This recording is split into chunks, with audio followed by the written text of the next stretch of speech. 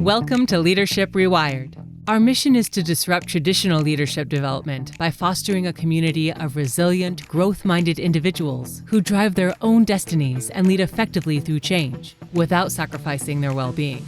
Two former colleagues and current friends, Allison Allen and Dean Martin, invite you to join them for an honest conversation that brings a personal perspective to the issues of leadership. Hello, we are Allison and Dean, and today we're going to have some real conversations about empathy and how we believe this to be a superpower for some leaders. Together, Allison and I have a mission with this podcast. It's called Leadership Rewired, and what we really want to do and care about is disrupting traditional leadership development by fostering a community of resilient and growth-minded individuals who drive their own destinies and who lead effectively through change without sacrificing their well-being.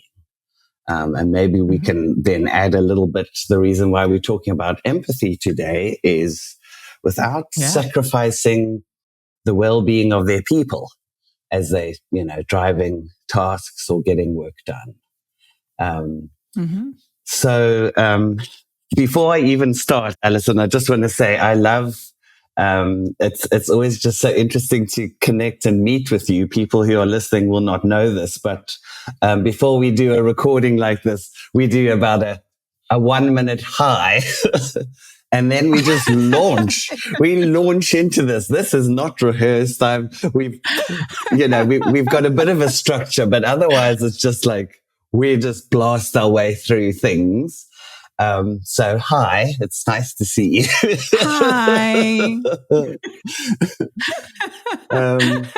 Hi. I think we blast right in because we know how to have conversations together. Yeah. So, some of this will come out, but yeah. I'm excited for that. If we need a little bit more time before, I'm happy to sort of spend more time. No, I don't think so. That's why I'm so excited for our conversation, because I'm like, oh, good. It's Allison. We get to talk about things we care about. Let's go. 100%. So this one, talking about empathy, we get to decide what are the topics that we care about. And even in us deciding, what are important things that we want to share. I know I've told you this, Allison, my analyst, my therapist, usually when I go to her and say, what should we talk about today? Or what's, I've got this and I've got this and that. She always says, Dean, where is there the greatest affect? Where is there energy and emotion? So that's also guided us in terms of what do we really care about? And this is one of the things kind of top of the list. So why would empathy be a superpower for a leader? Can we start off first just being in agreement around what is a leader? What is a leader supposed to do? And therefore, why would empathy be such a big deal or a value add? How would you summarize that? Or don't even summarize. Go as long as you like. What's a leader for, Allison? Well, it's just with everything that's going on politically, I'm like, so much just came into my head. I'm going to try to bring this back out and all this other stuff. But what's a leader for? Look, I think if we take it from a business context, it is to take a body of work. You can fill in blank what that body of work is, and have that body of work be owned by a group of people. And that group of people are responsible for doing whatever is required for the organization in that body of work. Yeah. And you want to have somebody who has oversight, who has operational responsibility, who has fiscal responsibility, who has people responsibility over that body of work. Yeah. And you want that person to be the leader, right? The person who is the single point of contact for the people that they report into. They are the people that's the person who represents the body of work when not talking to the team, but also responsible for getting the best out of that group of people by any means necessary, right? And by best, I don't mean best work. I mean best. Everything they can bring, ideas, creativity, the actual work itself, how work gets done, the energy, toward that body of work. You need someone whose job is to do that. And that's the job of the leader. So what's a leader for? To get work done, but get work done through people. Yes. And to galvanize and get people motivated around that body of work. Yeah. That's what a leader's for. What's a leader for? What's a leader for? Like, what would you say? I think you're spot on. I like exactly what you said. One of the first words you said that I really appreciate is this idea of oversight. And we've also spoken about, responsibility as a leader, but oversight literally meaning being able to see all. And that's long-term vision and being able to give that to people, and also that short-term operational stuff, and then seeing your people and the responsibility of having oversight and care for people, because that's good luck in trying to do work if you don't have the people. And I know that's the bleeding obvious. And we can still, I know when I was leading, you can still sometimes forget that. You've got so much in your calendar and so many tasks, and you just kind of get used to, these are my 7 people, and let's just do one-to-ones and bang, bang, bang, let's push through. Yeah, no, I like that. Here's a curveball, I guess. Oh, goodness.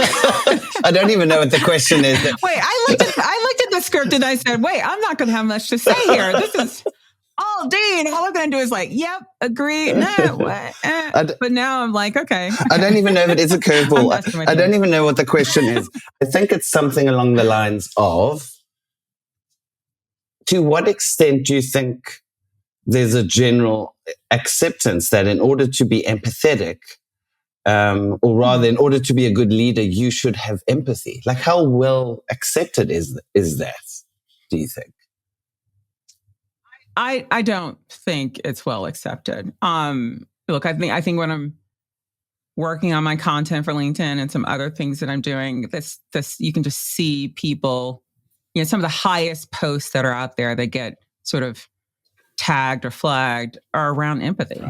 Right? I think people are desperate to feel as though they're reporting to someone who's human. And who has some awareness of the harmony within the team or how people might be feeling. And so I don't think there's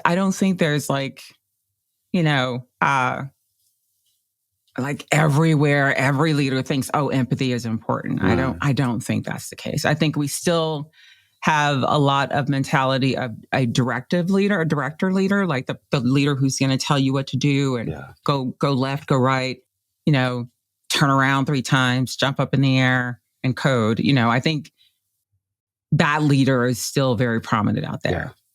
And I think it's unfortunate because we've come through so many big things that impact people physically, mentally, spiritually, holistically. And I think having that empathy is really so important, but I don't think it's something that's out there and people think about it. And I remember when we used to do insights training, and you're wearing green right now. Yes. I'm sitting right in front of a red chair. And if you know anything about insights discovery, and I would say check it out if you're interested, but it's about this notion of measurement of energy, and they use colors to do that. But anyway, whenever we would get into that topic of the empathetic leader or the people leader or the leader who focuses on people, there's always this sort of I don't want to be that, or, that's soft, or, and I think for me, it's just unfortunate because, a leader needs to be all of these things.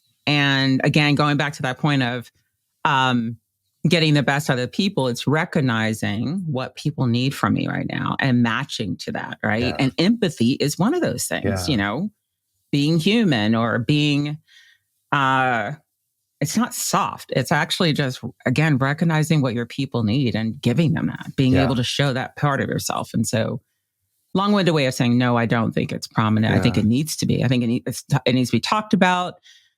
It unfortunately needs to be talked about in a way that's about strategy and, and it's unfortunate that you have to sell it. Yes. But the reality is that people need it. There are people on your team who need you to sometimes show up a little bit more in tune with what's going on with the team and the harmony of the team and the human consciousness on the team. Like, I don't know. Yeah. I wish it was more prominent, but it's not. Yeah. It's not. Yeah.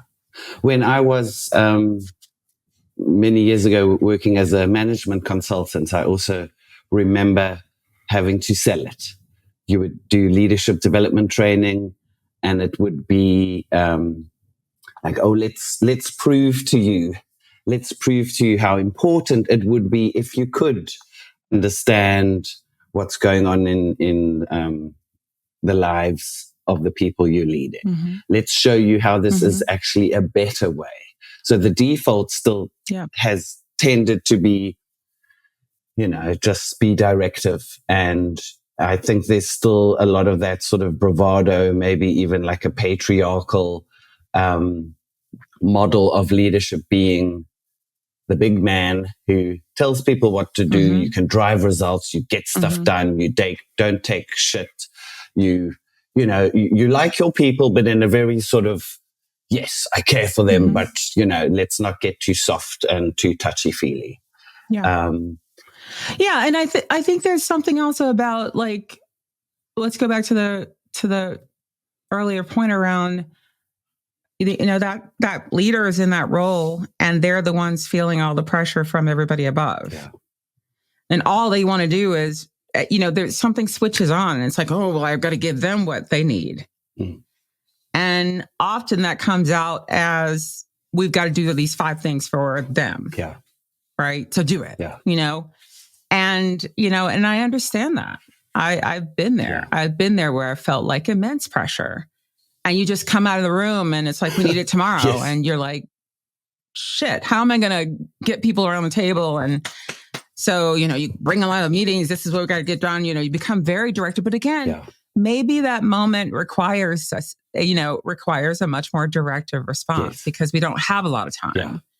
It still can feel thoughtful. Yes.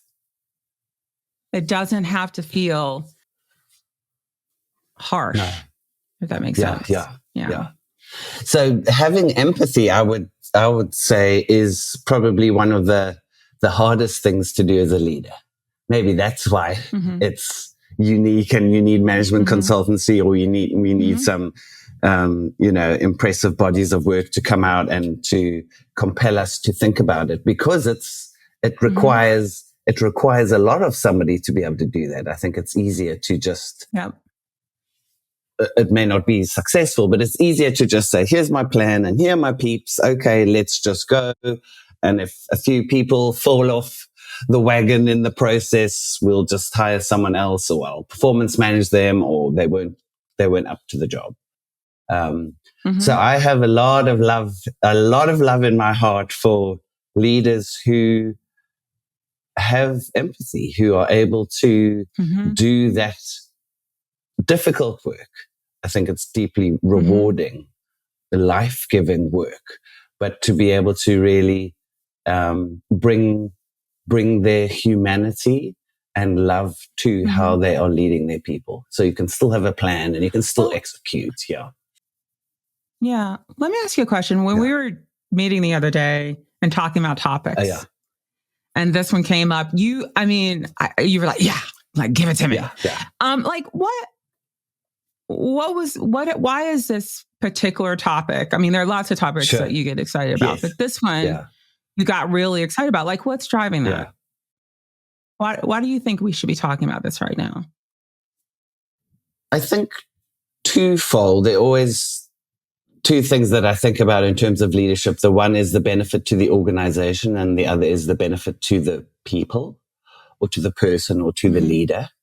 I tend to care more about the latter, people and their lives and their inner world, and also appreciate the context in which we talk about leadership is within businesses and within the society where you do need to make money and drive efficiencies.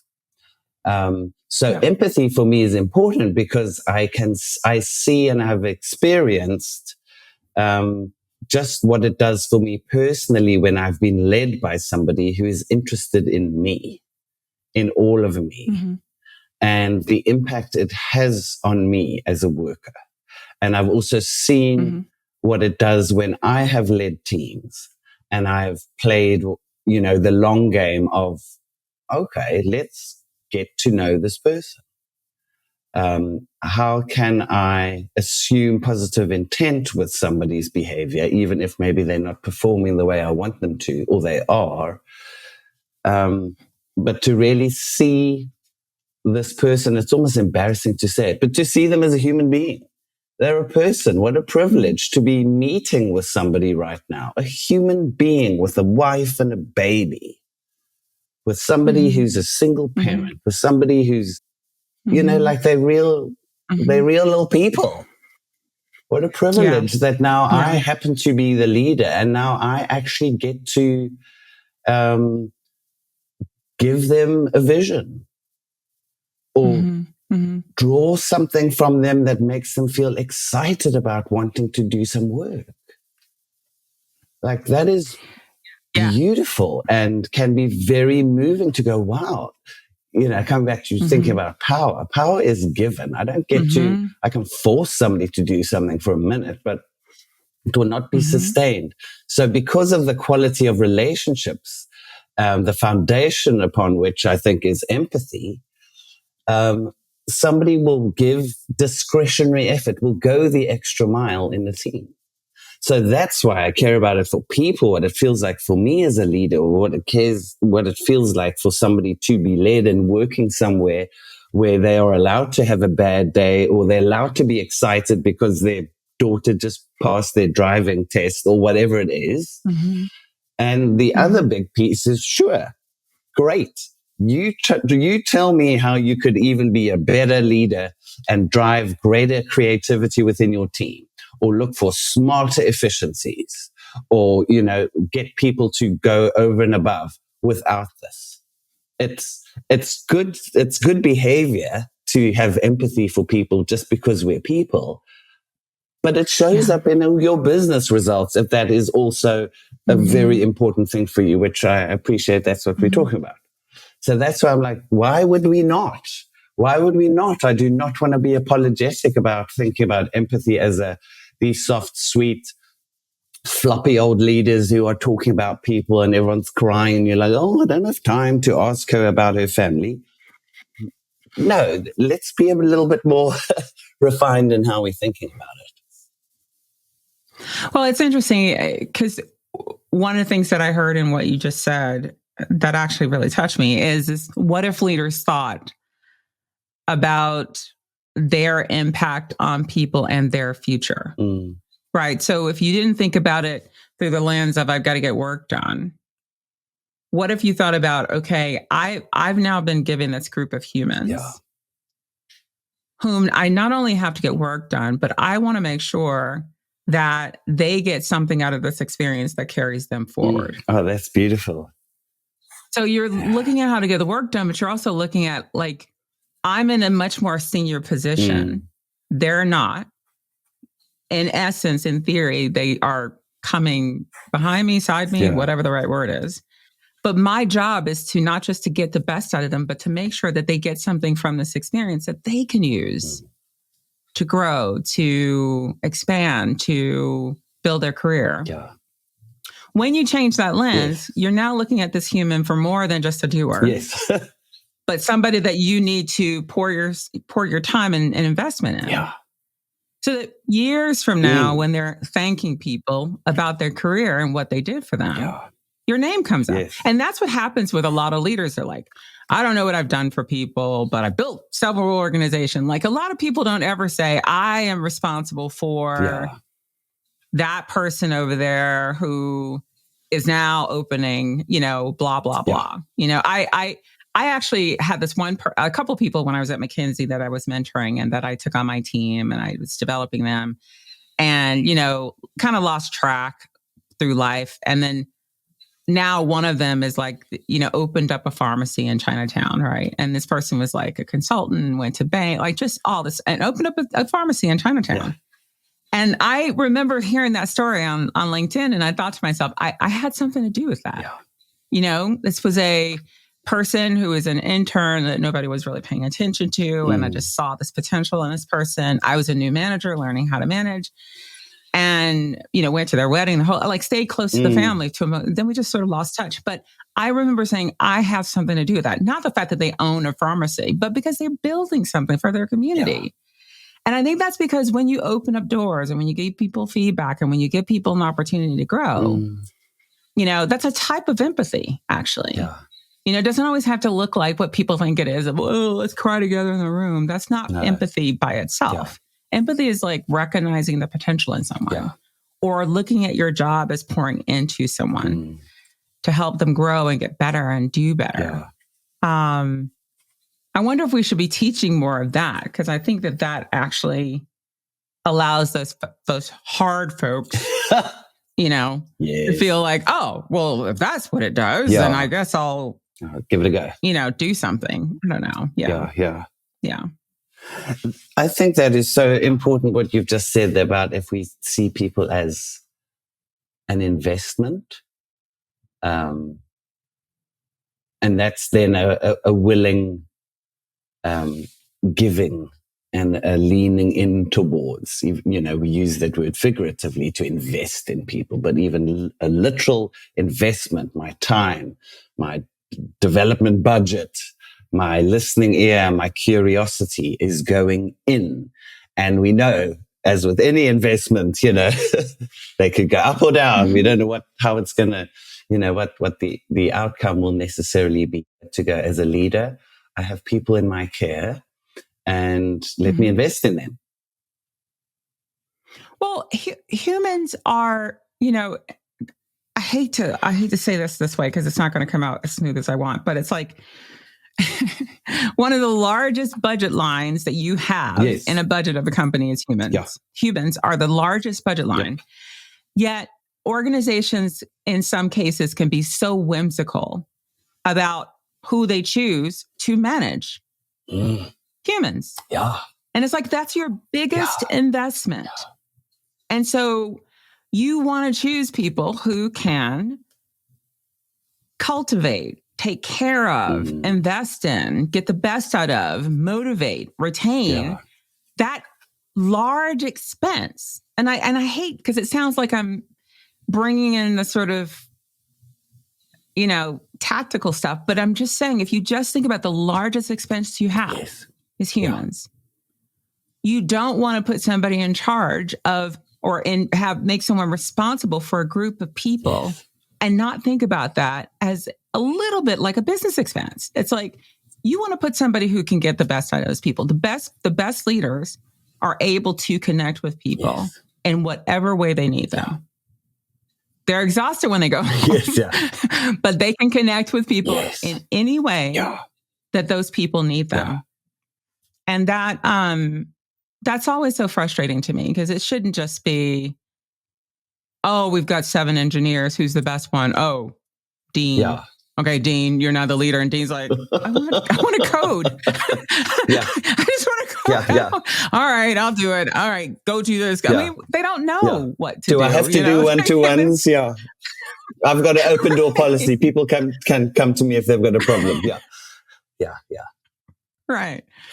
Can we speak then a little bit more about what empathy then looks like? I heard you talk about being able to connect with people, whoever they are. What are some other, like, very specific behaviors or way of thinking even that you've demonstrated or that you've experienced or that you've seen a leader, demonstrate, that you would say, that's empathy?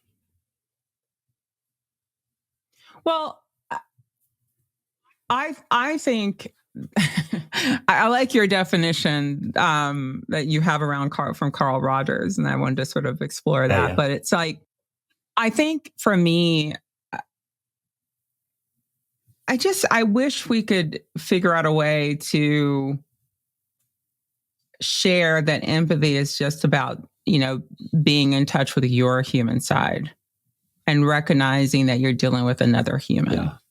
And really give of yourself to ensure that human has what they need in order to do the work that they're supposed to do. And so for me, empathy is about being connected to that team. It's about seeing when there's not harmony and doing something about it. Yeah.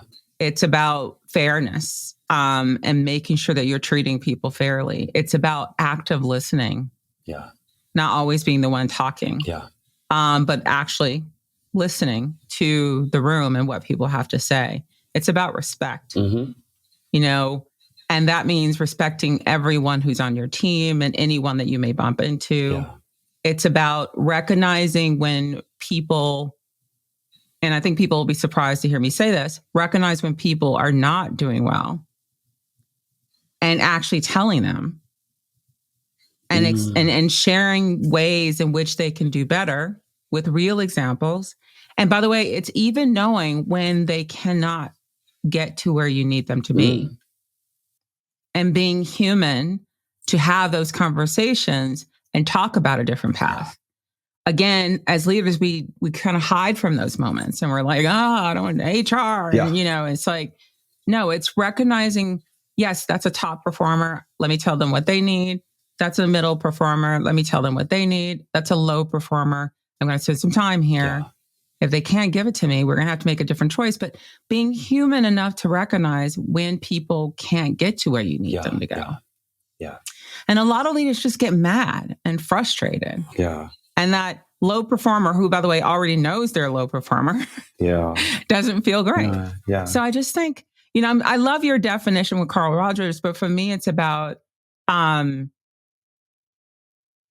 it's just the things I said. It's people, it's team, it's harmony, it's honesty, it's credibility, being authentic, respectful. I went through a yelling phase in my leadership style because I thought that's what you were supposed to do, is like yell to get things done. And then you realize I feel so shitty afterwards. And what has that really done? And I just acted like a crazy, angry, quote unquote, Black woman. I didn't show up well, and I couldn't blame it on anything other than me. What did you think you were doing as a result of that? What was your intention? Again, it goes back to that notion of like, you feel the pressure, so you want everybody to feel the pressure. Right. One of the best things I ever learned in my leadership career was the umbrella example out of Hey Group. Right. It was the best thing. And I think that's even when I clicked, I was like, oh crap, And that umbrella example really quickly is and Dean knows this, but I might share for the listeners is, think of an umbrella as a way of protecting you from rain. And then think of the rain as politics and demand and issues and budget and all this stuff that comes down on a leader. Yeah. And then think about what kind of leader you want to be. And if I get this wrong, Dean, chime in. Sure. But it's like, do you want to be the leader who is holding up the umbrella over yourself only, and your team is getting plummeted? Because so there are leaders like that. Do you want to be the kind of leader who is holding up the umbrella over your team and you're getting all of the sort of rain and politics, but the team feels protected and looked after? And there's a lot of leaders like that. Yeah. And do you want to be the one where you just got the umbrella down and everybody's catching it? Yeah. You, the team, everybody, the umbrella, and everybody's looking at you. Got the umbrella. Why don't you put it up? And you're like, no. Yeah. If I'm going to get it, you're going to get it too. Yeah. Or do you want to be the kind of leader who basically you and the team are under the umbrella? And that's the goal, right? Because it's going to always be politics. It's always going to be budget. It's always going to be demands coming down. Yeah. But how do you protect yourself? Yes. And then how do you also protect the team? Yeah. And quite frankly, both of those scenarios, yourself and the team, require empathy for yourself. Because by the way, you need to give yourself empathy. Yeah. Yes. I don't think we talk about that enough. Sure. As well as empathy for the team. Yeah. I have to say, honestly, in my career, and it's pretty sad, I can't say that I've ever reached everybody's on the umbrella. I've been under the umbrella and come up on the umbrella. I've always had the goal, once I learned about that exercise, of having umbrella over my team, protecting my team by any means necessary. Yes. I've always had that goal. For sure. But I've been under the umbrella, or I've been under it with the team, and I've been out from under it with the team, back and forth and back and forth. And I haven't conquered how to be under there with the team. And I'm still working on that part. This is why we're all still growing. Like, did I get that example right? No, for sure. No, absolutely. Yeah. No, I love that. Thank you for reminding me of that one. I want to. What about you? Where have you been in? No, go ahead. Where have you been in the umbrella example? Not to go down that path. No. I like it. I think, well, my experience is I can remember once being led. There was a very senior leader who was like maybe 2 or 3 levels above me, who had always been very, I would say, empathetic towards me and created that umbrella for the department. And I only knew that umbrella or that protection was there because my experience of being there was I was focused, I felt rewarded, I was energized by my work. It felt like, we're under a bit of pressure, but we've got good work to do. It felt good. And I remember once going to, she was giving some kind of a talk somewhere, and somehow I was at the other office, and I ended up getting a ride home with her. So this is like not even my skip level, like my manager's manager or whatever. She sort of knew of me. And in that car home, we started chatting. It was like about an hour drive home. The shit she told me about what's going on. This is falling off, and that somebody's leg broke and somebody's head exploded, and this is terrible, and these people are hard. And she shared it in a very sort of professional way. But in that conversation, I realized, she's protected us from that.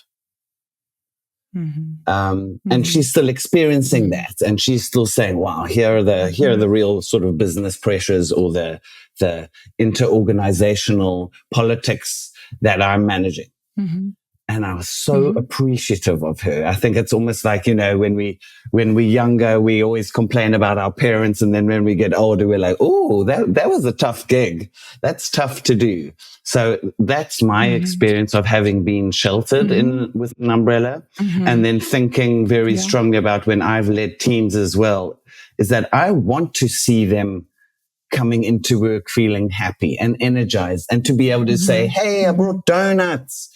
Let's chat and be chill and excited, and not go, right, oh my God, I can't believe, how dare she have brought donuts in? Doesn't she know we've got a deadline tomorrow? I don't need people to have the stress of it. Have the focus and do the work, but be in a good state. So that for me is a good indication of, can people still be themselves, and is there still general chat and banter and nice connections, when we were all together? Then I've done my job correctly as a leader. I've protected them from the drama of what's going on so they can focus on the work. That's why leaders get paid the big bucks. That's part of that responsibility. And I think that's, coming back to empathy, how empathy allows us to do that is to go, I'm very aware that I have thoughts and feelings about this work. And I also have a life. I have my parents, or I have a partner, or I have a financial pressure, or whatever it is. All of those things. So everybody else that I'm managing has that too.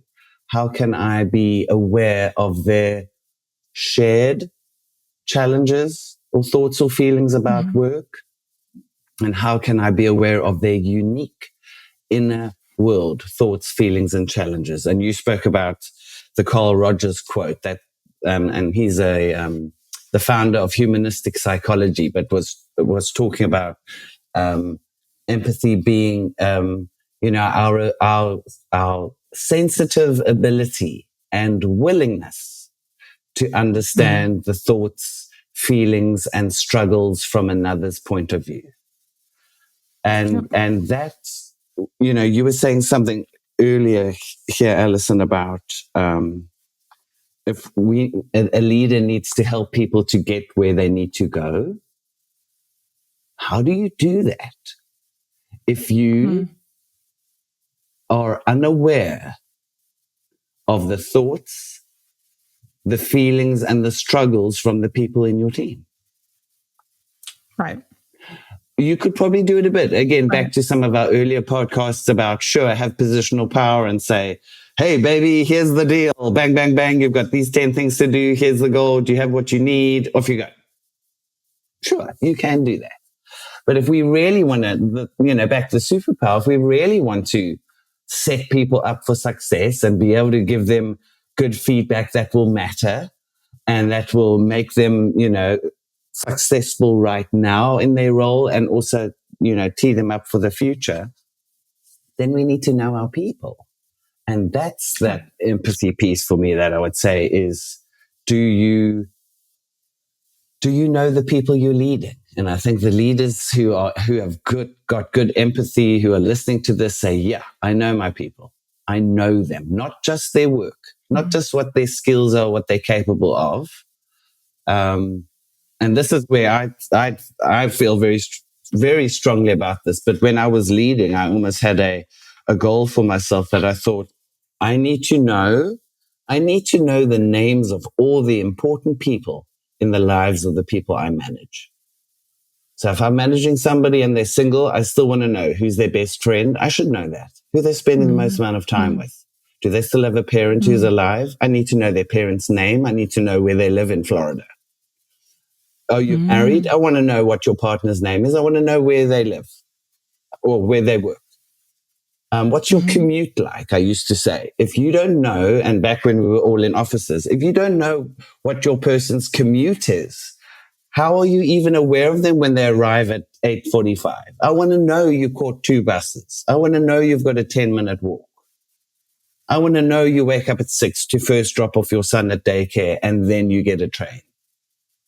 Those are small things that actually that are almost like a baseline for me. Then if I'm sitting down and having a one-to-one with somebody, I'm even aware of, they're thinking about their child, or they're thinking about their partner, or they just broke up with their boyfriend. Like that stuff they're going to bring to work, whether they mean to or not. So those are practical. How do you get that? Yeah. Sorry, I cut you off. No, go ahead. What were you going to ask? How do I what? How do you, you're going to have people listening to this going, I don't know how to ask those questions. I don't know why do I need to know that? Like, I understand fully why you're saying that, but what do you say to the leader who's now saying, how do I ask about that? Is that personal? Am I going to get called up into HR? Is HR going to be asking me why I'm asking like about their partner? Like, what do you say to that? I think it's, I think it stems from is there a willingness for me to want to get to know this person? So rather than if you don't know the name of your direct report's father, you're a bad leader. But the flip side of it is, if you've spent enough time with this person and see them more as just your whatever program manager for X, Y, and Z, and you've asked enough questions and you've slowed down enough over the space of time that you've ever interacted with them, you probably do know their father's name. And if you don't, then, and again, I'm just, that's just a concrete example. I'm not being that pedantic, but how could you possibly want to inspire somebody or give them a vision for the work that you're doing, and you're unaware of the fact that maybe there's some sickness in their family, or they're dealing, somebody in their family is struggling with something, or their home life is fragile, or they've just gone through some amazing, wonderful big change that they're so excited about, and all they can think about is the house that they've just bought. I need to know that. So, yeah, I think a question there, though, just to give somebody something. I used to instruct my directs to have one-on-ones, and I would tell them that the one-on-one is about the person sitting in front of you, not about you. Yeah. And I remember saying to them, just take the first few minutes to say, how are you doing? Yeah. How is, are you good? Are things going well? Is there anything that I can help you with before we get started? Yeah. And sometimes just asking, how are you doing? Or hello. People will open up and share those things that you just talked about with you. Right? Which I know for some people can get super scary because you're like, oh my God, they're talking about the pregnancy and I'm not supposed to hear that because, you know. But it's like something as simple, but it's just taking a moment in a meeting to basically, you know, how are you doing? You know, and then there's another one, like, how do you think you did on that presentation? If you were to compare that presentation to something you did in school, what would it be? Like, because then you're learning about in school. Like, so it's just, you don't have to be sly with it, but something as simple as how you're doing at the beginning of every one-on-one, people will start to feel that conversation can be more personal and they will share. It's not like, give me your driver's license. When did you get married?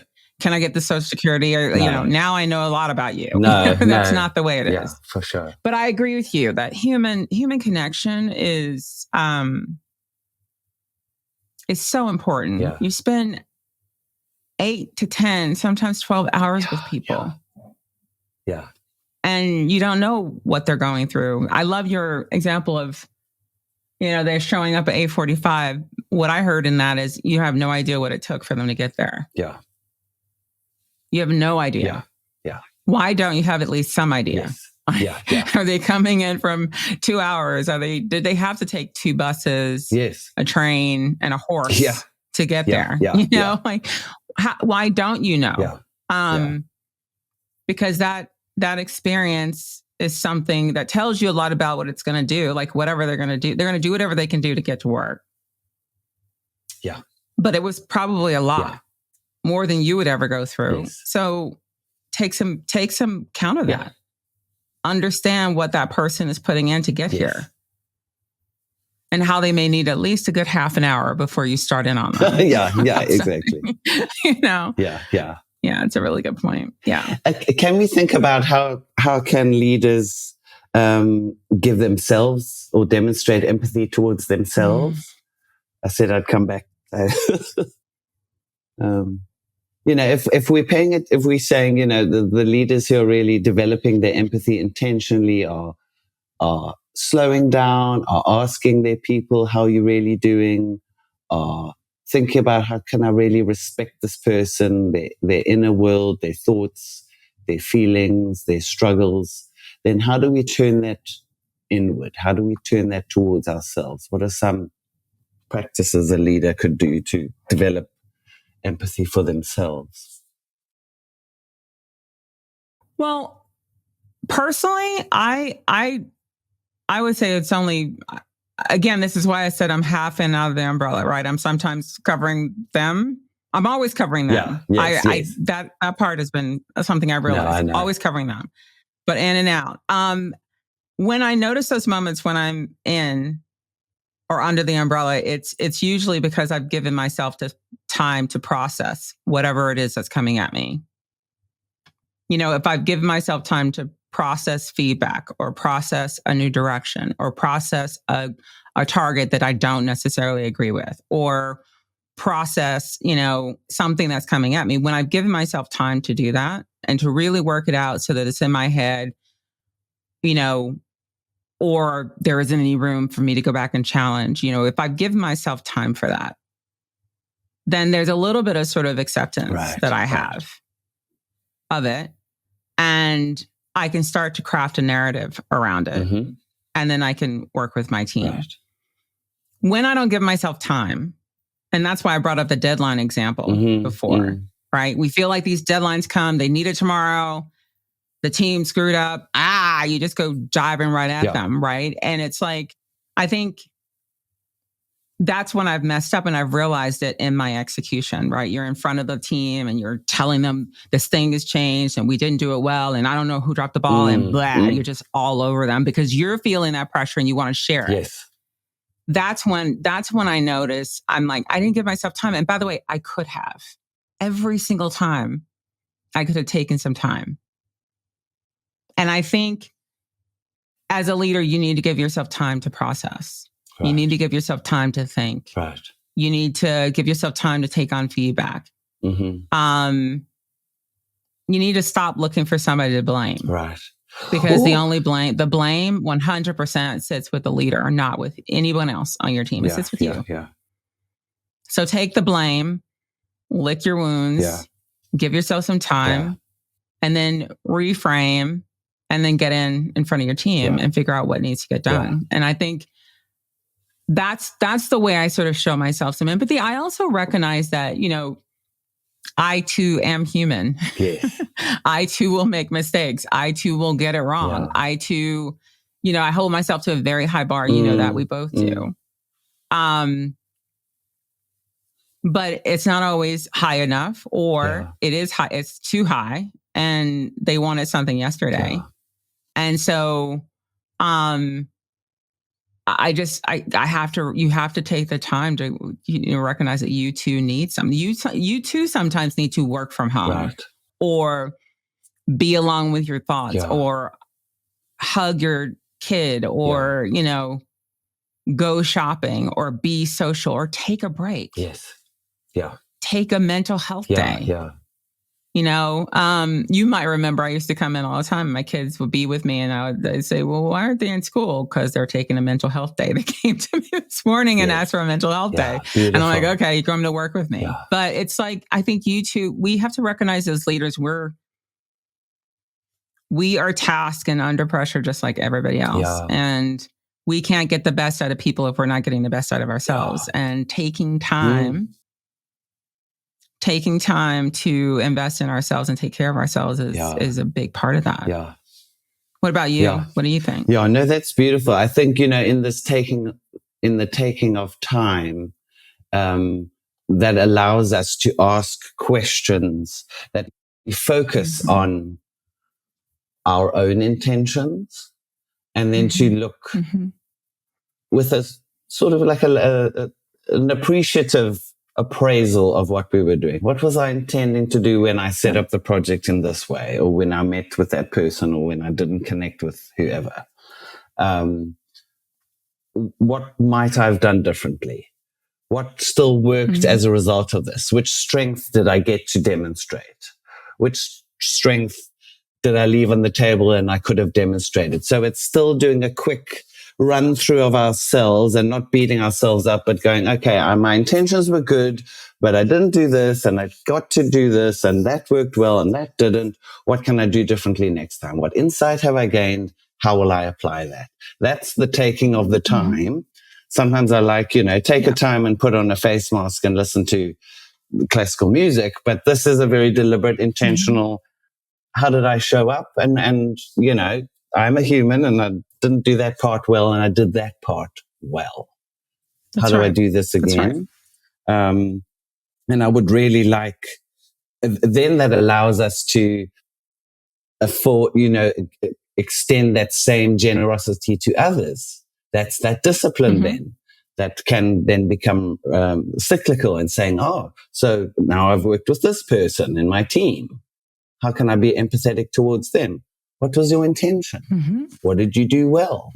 What did you still do well, even though we didn't hit the target? Okay. What could you have done differently? What did you miss? What insight have you gained? What resource do you need in order to demonstrate it next time? Okay. How will you apply that? What are our actions? That's actually everything that's in a good plan or a goal setting document is just good practice for ourselves to be able to do that kind of neutrally and saying, this is about the work. It's not about the person. Somebody may not be demonstrating good behavior. They are still a valid, beautiful, unique human being worthy of love and attention. So am I. I screwed up. Am I still worthy of love and attention and support? Yes. So to try and separate a little bit, what have I done with my inherent value? If we can extend that generosity to ourselves in this moment of let's take time, let's do some of those appraisals, let's move forward, then we can do that with our people. And go, they've got a feeling about it. How did they feel about screwing up on that project? Are they worried that they don't think they're good enough? Are they beating themselves up? I don't want to cause harm. I don't know why, but all the time, these things, even what you're describing, somebody's going to hear this and say, I don't have time to do that. Everybody comes back to, I don't have time. Yeah. I don't have time to do that. I don't have time to ask those questions. And again, if we go to the frame of, it's not just about getting the work done. It's not even about getting the best out of people. If you changed your frame that my job is to help this person be better at what they do and help them build their better future, then you make the time. You find the time and then bring that to yourself. Yes. There's no, like, it goes back to our self-awareness conversation we had, right? If you know when you've messed up. Everybody usually knows when they've messed up, and they usually are knowing it right in the moment. Can you be agile enough or quick enough to fix it in the moment? If not, fix it later, but reflect on it because you know what you did. Yeah. You know what you need to stop. You know what you need to turn off or turn on. Yeah. And so I think it's like you find the time. You have to find the time if you're spending, again, if nothing else resonates, the largest expense you have in your department, your team, your function, in the organization as humans, why would you not do everything possible to take care of that very expensive item, which is a human? Exactly, And if getting them to understand or self-reflect themselves and get to what they could do better on their own through questions, what is that? That's not a day. No. That's like 10 minutes. That's a 15-minute connect. That's a 30-minute one-on-one. Yes. Do it in your one-on-ones, like whatever. But I think people always come back to the time thing, and it's such... I get it because I've been there, but it's like, it's not, it's no longer acceptable to say you don't have time. It doesn't need to, it doesn't need to take long. It's a different orientation. We find time to do things that are important. So a practical way of even doing this could be to even reflect at the 10 minutes at the end of each day.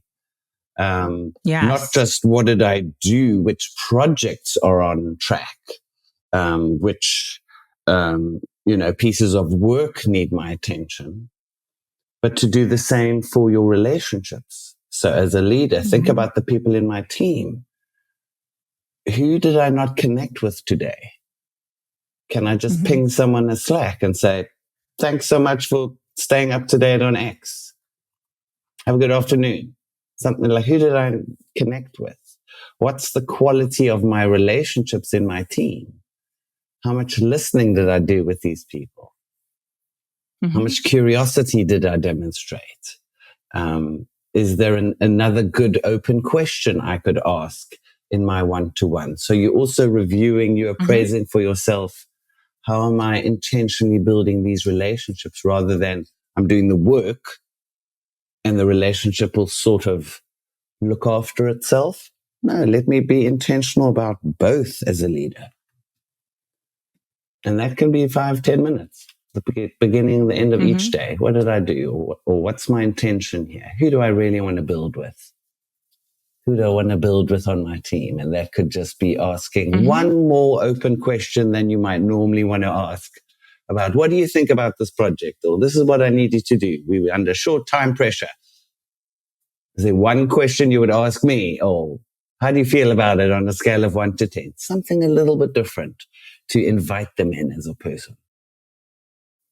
I love what you just said. So were you just suggesting, like, look, if this is not a practice or skill set that you've tried on before, just, choose one person to start working in it. Almost do it like a sort of a proof of concept. Right. And then switch your behavior with that one person and see, and the easy thing there is like a top performer, right? Well, did you? I did great. Okay, well, what do you think you can do better? Nothing. It's like, no, that's not what we're talking. No. But take one of your B players that pretty solid performer, and where there's room to grow, right, and get really really great at some things. I love that suggestion, and try this on with them. And see how it plays out for you. And here's something not for the faint of heart. tell them. Tell them that you're doing this. So let's not do secret development stuff on people by magic in the background. Say, hey, Kelly. Dean and Allison said to try this. So hey, Kelly, I'm wanting to strengthen our working relationship. I love working with you. I appreciate X, Y, and Z. Nothing's wrong. And I'd also like to make sure I'm getting a little bit more of your thoughts here. So in our one-to-ones, you may notice me doing, insert the behavior you wanted to try. You may see me maybe even asking you a little bit about how you feeling about work broadly rather than your remit. You may see me asking you a question about because I really appreciate your past experience and I'd love to tap into that. Help me out here. Let's see how we go. So they don't think, what the hell just happened to my manager? She's never asked me a question in my life. And now she's going, how's the family? Or, something weird. Just try it out. And that is how it feels to people. Yeah. They're like, good. Yeah, like do this half-assed. Yeah, it's fine. Don't ask me about my family. Just why are you asking tell me stuff. Yeah. I don't have children, but I used to teach 7, 8, 9-year-olds for a very long time. So I'm very sort of like oriented towards children and parents and whatever. And there's this one saying that says something like, when your children are talking to you about whatever dinosaurs or their Lego or whatever, and they're going on and on and on and on and on. Listen to them about the little things that don't seem to matter, because one day, that will teach them that one day you will be ready to listen to them when they tell you about the big things that do matter. And this is still human relationships. If I'm prepared to ask somebody a question about, how was your weekend? And not just go, oh, that's nice. And go, oh, cool. Who is your friend? Or what sort of DJ is he? Or, ask 1 or 2 more things. It's showing I'm interested, which strengthens that relationship. How does that come back to work? That increases the likelihood that this person is going to come to me and say, hey, I think we're off track here. Or I think I made a mistake. Or I've noticed a problem with this client. And they're more likely to come to you sooner rather than when there's a crisis later on down the track. That's what that's the value of this as well. We are building relationships about all the interactions that happen, so that then as a leader, they will be more likely to come to you and say, hey, I need some help here. Yeah.